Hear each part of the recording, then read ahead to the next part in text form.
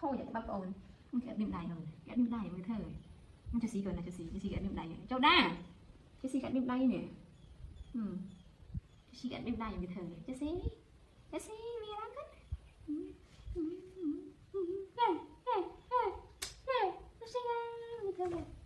bởi vì chúng ta có lần từ đi anh tới nó mệt tận bay qua là mình phải còn hát nó cho xí là cho các con có ít bão mà đi cho cha nó còn là tận đại ở nhà đi cha đó ai cha giống bạn ạ vào luôn nuôi vào luôn nuôi ok cái giờ cũng chân ổn còn cũng chân ổn mà cái chân ổn trà ôn ai đang ngập niềm tải ngay ai đang ngập niềm tải ngay ăn sát này cho xiêm đã cho nhà nông nhẹ nóng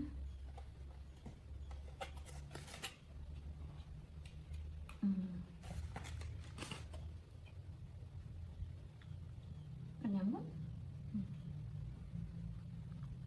rất là nó sẽ đắt nhắm đấy đắt nhắm ạ này nhắm rồi từ hồi dạo thì anh ở trong năm sao cái khăn nó chết nhầm ở đâu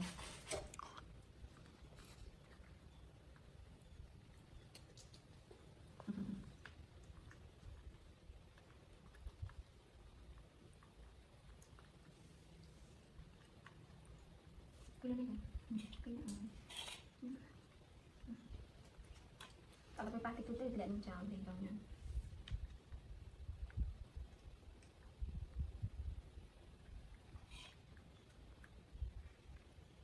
Coba kita umum thôi đó, còn mình ảo vậy thì giờ tôi quên. Chúng ta có tam một nhé, là sốt luôn.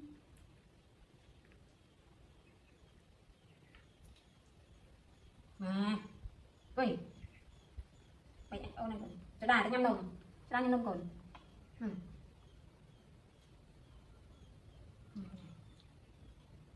Enggak nyampe di sekali jadi nyampe.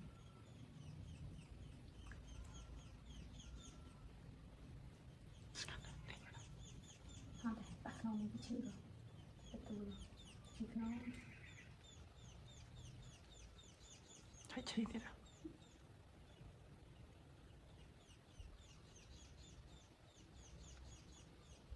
Ini mình rồi.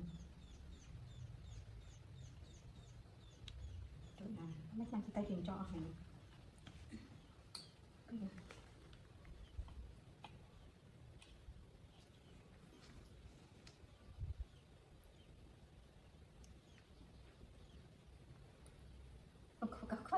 Khơi nó mang khăn này, mà tôi có hộp mặc nhiều.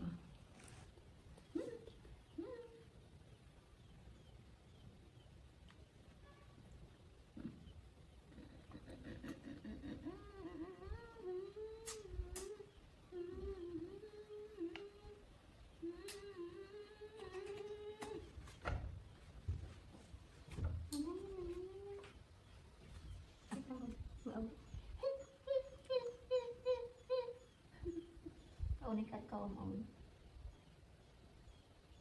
cuman nào bang yang kadang ini boleh bom